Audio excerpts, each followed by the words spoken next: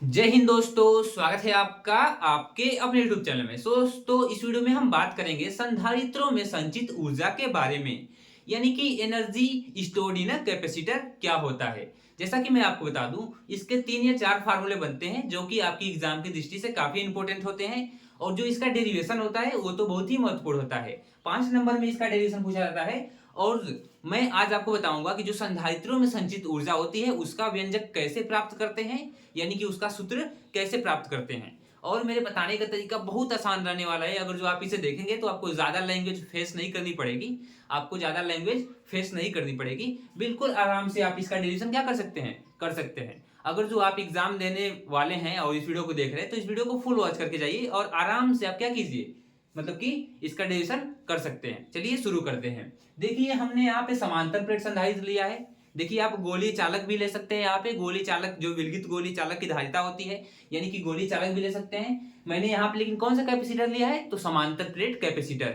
ठीक है, parallel plate capacitor. हमने यहाँ पे समांतर प्लेट संधारित्र ले लिया है और उसी की सहायता से हम आपको बताएंगे कि कैसे जो इसमें संचित ऊर्जा होती है वो क्या होती है। ठीक है, तो चलिए शुरू करते हैं। सबसे पहले बातों को ध्यान दीजिएगा, बातों को समझिएगा, क्योंकि हालांकि कई लोगों को इसमें कंफ्यूजन होता है, लेकिन कोई कंफ्यूजन की बात नहीं आने वाली है अगर जो आप बढ़िया से देख रहे हैं तो। ठीक है, देखिए हमने यहाँ पे 2 प्लेटें लगाई, यानी कि 2 प्लेटें लगाई। पहले पहले चार्ज नहीं थी, मान लीजिए 2 प्लेटें हमने लगाई इस पे। ठीक है, और दोनों प्लेटों को क्या किया, बैटरी से जोड़ दिया। ये बैटरी का प्लस टर्मिनल है और बैटरी का माइनस टर्मिनल है। ठीक है, ये बैटरी का प्लस टर्मिनल है और बैटरी का माइनस टर्मिनल है, यानी कि पॉजिटिव है और ये निगेटिव है। अब देखिए, जैसे ही बैटरी को इसे जोड़ेंगे तो बैटरी इसे आवेशित करना स्टार्ट कर देगी। क्या करेगी, आवेशित करना स्टार्ट कर देगी, यानी कि यहां से प्लस चार्ज आपका इस पे धीरे धीरे जाना स्टार्ट हो जाएगा और यहां से माइनस चार्ज आपका जाना यहाँ पे धीरे धीरे स्टार्ट हो जाएगा। देखिए यहाँ पे तब प्लस क्यू डैश चार्ज हो जाएगा इस पे, और इस पे माइनस क्यू डैश चार्ज। और जब भी हम समांतर प्लेट संधारित्र को या किसी भी संधारित्र को आवेशित करते हैं तो उसे छोटे छोटे पार्ट में आवेश को देते हैं। जैसे कि यहाँ पे हमने क्यू डैश दिया है, डायरेक्ट कैपिटल क्यू, यानी कि पूरा आवेश डायरेक्ट नहीं दे सकते, छोटा छोटे छोटे छोटे पार्ट में आवेश को हम क्या करते हैं, देते हैं। तो यहाँ पे प्लस क्यू डैश आवेश हो गया और यहाँ पे माइनस क्यू डैश आवेश आ गया। अब जब इतना आवेश आ गया, इतना आवेश आ गया तो इनमें विभवांतर भी उत्पन्न होगा। माना प्लेट की जो धारिता है वो सी हो गई, माना संधारित्र की जो धारिता है वो क्या है, सी है। तब प्लेटों के बीच विभवांतर, यहाँ पे आप लिखेंगे विभवांतर बराबर, यहाँ पे आप क्या लिखेंगे, ठीक है, तो यहाँ पे आप आराम से लिख लेंगे विभवांतर। ठीक है, विभवांतर।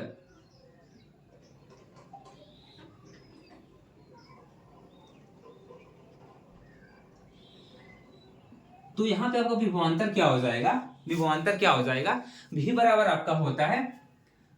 होता है आपका W बाई क्यू होता है। जनरली आपने पढ़ा होगा, लेकिन आपको पता होगा कि जो आपका संधारित्रों के केस में होता है, C बराबर क्या होता है, C बराबर आपका होता है Q बाई V।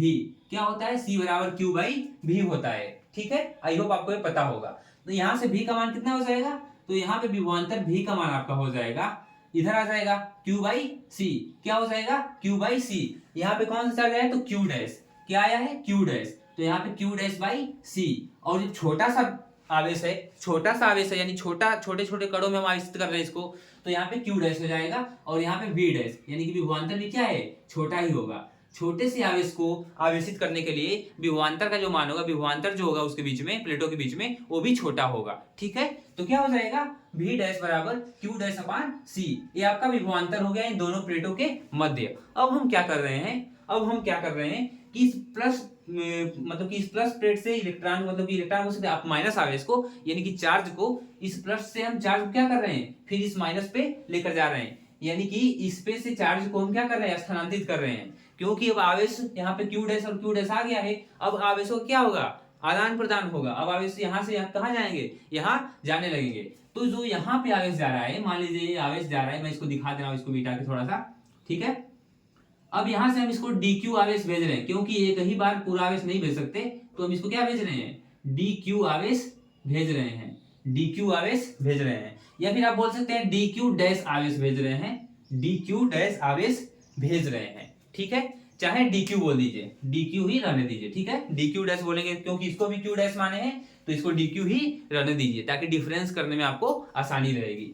अब हम इस डी क्यू आवेश को यहाँ से यहाँ तक स्थानांतरित कर रहे हैं। अब देखिए इस पे पहले से माइनस चार्ज आ चुका है और फिर हम यहाँ से माइनस चार्ज को भेज रहे हैं। क्यों माइनस चार्ज को? तभी तो यहाँ प्लस होगा, जब यहाँ से माइनस चार्ज निकलेगा तभी तो पॉजिटिव होगी, इसीलिए हम यहाँ से माइनस चार्ज को यहाँ पे भेज रहे हैं। अब बताइए यहाँ पे पहले से माइनस चार्ज मौजूद है और हम माइनस चार्ज को भी भेज रहे हैं, तो ये क्या करेंगे, एक दूसरे के विपरीत विभवांतर को उत्पन्न करेंगे। यानी कि जब उत्पन्न करेंगे तो हमें कार्य करना पड़ेगा, ले जाने में हमें क्या करना पड़ेगा, कार्य करना पड़ेगा। और वही कार्य मतलब कि वही कार्य ऊर्जा के रूप में संचित हो जाएगा, क्योंकि फिजिक्स में ऊर्जा जो होती है डायरेक्ट परिभाषित नहीं है इन सब चीजों के बीच में, ठीक है। तो इसीलिए हम क्या कर रहे हैं, जो कार्य करेंगे इस आवेश को यहां से यहां तक ले जाने में, इस dq आवेश को, उसी को हम मान लेंगे क्या होगी, वही इस ऊर्जा होगी, ठीक है। अब क्या हो जाएगा, इस dq आवेश को ले जाने में जो कार्य निकालेंगे वही ऊर्जा के रूप में संचित हो जाएगी। यहां से पहले से विभवांतर भी उत्पन्न है। अब हमें ले जाने में क्या कार्य ज्ञात करना है, तो लिखेंगे dq आवेश को dq आवेश को y मतलब कि नहीं, मतलब x प्लेट से, ठीक है। dq आवेश को x प्लेट से y प्लेट पर स्थानांतरित करने में किया गया कार्य। y प्लेट पर क्या करने में, y प्लेट पर स्थानांतरित, ठीक है। आप यहां पे समझ जाएंगे ये स्थानांतरित है, स्थानांतरित। लिखेंगे कि dq आवेश को प्लेट x से y प्लेट पर स्थानांतरित करने में किया गया कार्य, करने में किया गया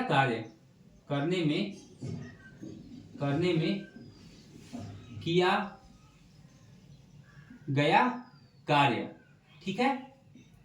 अब बताइए यहां पे हमने इस छोटे से आवेश को लेके जा रहे हैं, dq आवेश को लेके जा रहे हैं, क्योंकि ये कई बार हम आवेश को नहीं दे सकते, इसीलिए छोटे टुकड़े के आवेश को, छोटे आवेश को हम क्या कर रहे हैं, लेके जा रहे हैं। जब छोटा आवेश लेके जा रहे हैं तो कार्य भी छोटा होगा, जब कार्य छोटा होगा तो इसको किससे डिनोट करेंगे, तो dw से। तब आपका कार्य क्या हो जाएगा, कार्य बराबर क्या होता है, कार्य बराबर क्या होता है, जैसे कि v बराबर आपका होता है w/q, ये सूत्र मैंने आपको बताया। यहां से कार्य क्या हो जाएगा, तो v इंटू क्या हो जाएगा, इधर आएगा तो q, यहाँ पे आपका W बराबर क्या हो जाएगा, W बराबर हो जाएगा V इंटू क्यू, विभवांतर के सूत्र से होता है, ठीक है। तो V का मान आपने निकाल लिया है, विभवांतर कितना है इन प्लेटों के बीच में, तो Q डैश अपान C, क्या है, Q डैश अपान C, ये विभवांतर का मान है, ठीक है, विभवांतर का मान है। अब जो प्लेटों के बीच में कार्य है, अब प्लेटों के बीच में हम जो आवेश को लेके जा रहे हैं उस आवेश का मान रखेंगे, क्योंकि वर्क बराबर होता है V इंटू क्यू, V का मान तो हमने यहाँ से रख दिया। अब Q का मान कितना है, तो dq आवेश को लेके जा रहे हैं, किसको, dq को, ठीक है। तो यहाँ पे dq लिख देंगे, ठीक है। ये तो हो गया आपका अल्प कार्य, ये तो हो गया अल्प आवेश को एक प्लेट से दूसरे प्लेट पे स्थानांतरित करने में किया गया कार्य। अब हम संपूर्ण कार्य की गणना करेंगे और वही संपूर्ण कार्य आपके संपूर्ण ऊर्जा के रूप में संचित हो जाएगा, वही कार्य आपके संपूर्ण ऊर्जा के रूप में क्या होगा, संचित हो जाएगा, ठीक है। अब लिखिए कि संपूर्ण कार्य dq मतलब कि अब q आवेश को, अब q आवेश को ले जाने में संपूर्ण कार्य, ले जाने में संपूर्ण कार्य, ठीक है। आई होप आपको सुनाई दे रहा होगा, क्योंकि इधर जब मैं इधर जब मुड़ जाता हूं तो मेरी आवाज क्लियर नहीं आती होगी, लेकिन फिर भी कोशिश करिएगा कि क्यू आवेश को ले जाने में संपूर्ण कार्य। अब संपूर्ण कार्य क्या हो जाएगा भाई, तो फिजिक्स में समाकलन करते हैं, छोटे छोटे आवेशों को ले जाने में लिए किया गया कार्य। मान लीजिए कि छोटा आवेश ले गए, छोटा कार्य किए, फिर छोटा आवेश ले गए, फिर छोटा कार्य किए, और उन सभी छोटे छोटे कार्यों को मैं जोड़ दूंगा तो संपूर्ण कार्य निकल जाएगा, और जब संपूर्ण कार्य निकल जाएगा तो संपूर्ण ऊर्जा भी निकल जाएगी, ठीक है। अब देखिए संपूर्ण कार्य क्या हो जाएगा, आपका समाकलन ऑफ dw, समाकलन ऑफ dw क्या हो जाएगा, संपूर्ण कार्य बराबर क्या हो जाएगा, तो समाकलन ऑफ dw, यानी कि इस छोटे से कार्य का अगर जो आप समाकलन कर देंगे तो संपूर्ण कार्य आपका निकल जाएगा। कहां से कहां तक, तो पहले प्लेटों पे आवेश 0 था, लेकिन आप कहां पे जा रहे हैं, इसको पूरा q आवेशित कर रहे हैं।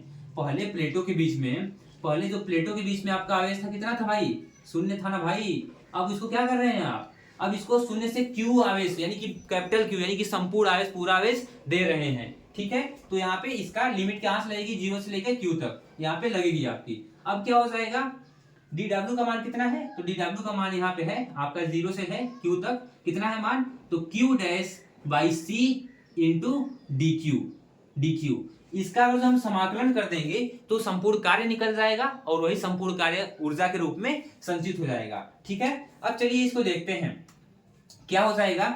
यहाँ पे आप देखिए तब आपका W बराबर हो जाएगा q डैश c है, डायरेक्ट यहां से लिखते हैं, यानी कि मेन समाकलन हम इसका करने वाले हैं, ठीक है। तो यहाँ पे आपका हो जाएगा 0 से q तक किसका, q dash by c into dq, q dash by c into dq, ठीक है। अब आगे जैसे इसे आप बढ़ाएंगे, मैं यहाँ इधर ही स्टेप कर दे रहा हूं ताकि नीचे आपको मतलब प्रॉपर नहीं दिखेगा तो दिक्कत होगा, ठीक है। अब यहाँ पे हो जाएगा आपका 1/c, यानी कि जो इसमें संधारित्र की धारिता है वो तो मतलब कि नियत रहेगी, क्योंकि जो ये जितना स्टोर कर सकता है उसकी धारिता तो नियत है भाई। जैसे 5 लीटर का आप बर्तन ले रहे हैं तो 5 लीटर के बर्तन में तो आप 5 लीटर पानी भर ही सकते हैं, क्योंकि तो फिक्स है उसकी धारिता की 5 ही लीटर उस बर्तन की कैपेसिटी है। तो इसका भी जो आपका धारिता है फिक्स है, तो धारिता को हम बाहर निकालेंगे, जो नियत चीज होती है उसको बाहर निकाल लेते हैं, तो 1/c बाहर निकल जाएगा। क्यों, क्योंकि c बटा में है तो 1/c इस पे बाहर निकल जाएगा। समाकलन किसका हो जाएगा, तो 0 से q का किसका हो जाएगा, तो यहाँ बच जाएगा q डैश dq का, q डैश dq का, ठीक है, q डैश dq का।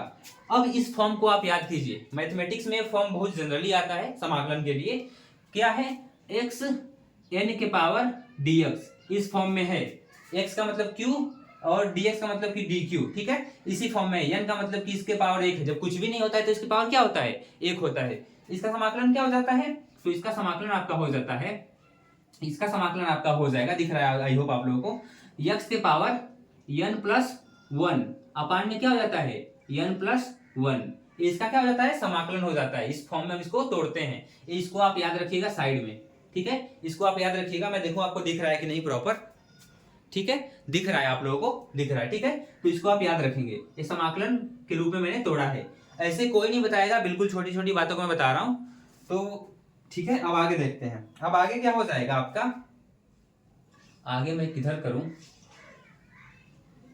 देखो एक लाइन जाने लायक है क्या, हाँ एक लाइन चल जाएगा। अब क्या हो जाएगा, अब W बराबर हो जाएगा आपका कितना है, तो Q dQ।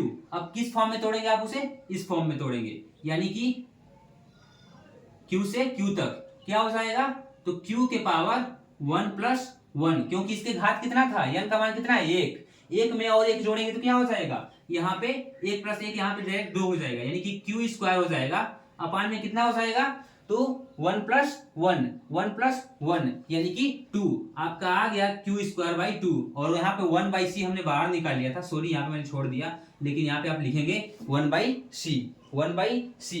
अब आपका W बराबर क्या हो जाएगा, अब आपका W बराबर क्या हो जाएगा, W बराबर अब आपका हो जाएगा, अब देखिए यहाँ पे Q से इस 0 को घटाएंगे, Q से इस 0 को घटाएंगे, मतलब कि ठीक है, तो यहाँ पे क्या होगा, W बराबर 1/c, तो एज इट इज ये उतर जाएगा।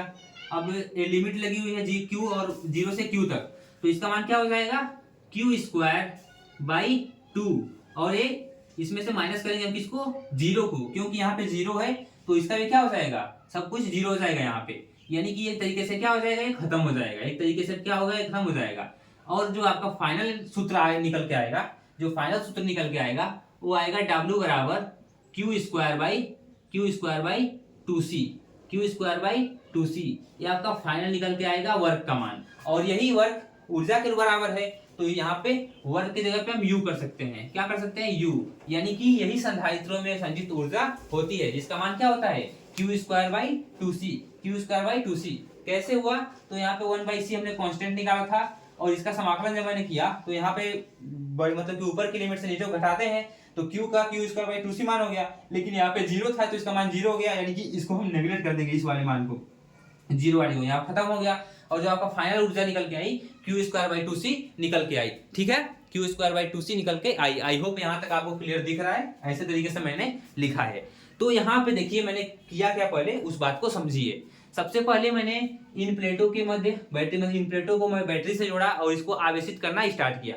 माना कि पहले यहाँ पे आवेश शून्य था, लेकिन जैसे ही हमने आवेशित करना स्टार्ट किया तो यहाँ पे प्लस क्यू डैश और यहाँ पे माइनस क्यू डैश चार्ज आ गया, माइनस क्यू डैश चार्ज आ गया, जिसके कारण इनके बीच में विभवांतर उत्पन्न हो गया। और छोटे छोटे आवेश आए हैं तो विभवांतर का विमान भी छोटा होगा। जैसे क्यू डैश आवेश आया तो क्यू मतलब वी डैश विभवांतर होगा, तो वी डैश का मान आ गया आपका क्यू बाई सी, यानी विभवांतर का मान आपका ए हो गया। अब बताइए, और एक्स्ट्रा चार्ज हम यहाँ से इस मतलब कि डीक्यू चार्ज को इस प्लेट से इस प्लेट पे कर रहे हैं, यानी कि एक्स प्लेट से वाई प्लेट पे भेज रहे हैं, ठीक है, वो भी माइनस चार्ज है, तो इसके कारण उस चार्ज पे विभव उत्पन्न होगा। तो विभव तो आपको मान, विभव का मान तो आपको पता है क्या है, ठीक है। और वर्क बराबर क्या हो जाएगा यहाँ पे, उस डीक्यू आवेश को ले जाने में किया गया कार्य, और यही कार्य ऊर्जा के रूप में संचित हो जाएगा। जिस मतलब कि जो इस डीक्यू को हम लेकर जा रहे हैं वही कार्य क्या होगा, ऊर्जा के रूप में संचित हो जाएगा। जो इसको यहाँ से यहाँ ले जाने में किया गया कार्य होगा वही आपके ऊर्जा के रूप में संचित हो जाएगा। तो उस कार्य की हम वैल्यू देख रहे हैं, तो छोटा सा आवेश लेके जा रहे हैं तो छोटा कार्य निकालेंगे, तो क्यू डैश बाई सी विभवांतर हो गया आपका, बी भी हो गया, और क्यू का मान कितना है तो डी क्यू, ठीक है।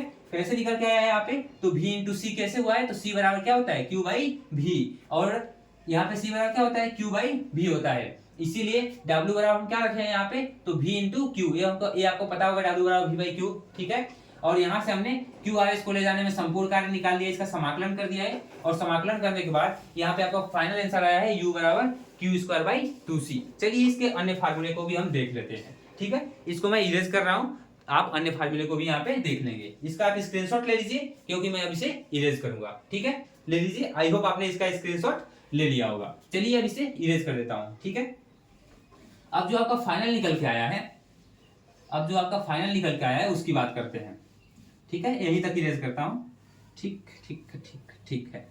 अब क्या आपका निकल के आया है, अब आपका जो वर्क निकल के आया था उस आवेश को ले जाने में, उस वर्क का मान था क्यू स्क्वायर बाई 2c, और यही वर्क ऊर्जा हो जाता है ऊर्जा के बराबर, तो u का मान आ गया क्यू स्क्वायर बाई 2c, यानी कि फाइनल आप बोल सकते हैं कि यही कार्य ऊर्जा हो जाएगी, मतलब यही कार्य ऊर्जा हो जाएगा तो u हो जाएगा, यानी कि u का मान आपने निकाल लिया। अब यहाँ पे क्यू स्क्वायर बाई 2c है, ठीक है, तो u बराबर यहाँ पे q का मान क्या होता है, c बराबर क्या होता है, तो q बाई v होता है, और q बराबर क्या हो जाएगा यहाँ पे, तो इधर चला जाएगा तो c भी हो जाएगा, तो q बराबर आपका क्या हो जाएगा, तो c भी हो जाएगा। इसी q का मान हम यहाँ पे रखते हैं तो cv का स्क्वायर हो जाएगा, क्योंकि इस q की जगह पे हमने इसका मान रख दिया cv, तो यहाँ पे cv का स्क्वायर हो गया अपान 2c हो गया, ठीक है। अब u बराबर क्या हो गया, तो c स्क्वायर v स्क्वायर, इसका स्क्वायर और इसका स्क्वायर अपान 2c, अपान क्या हो गया 2c हो गया, ठीक है,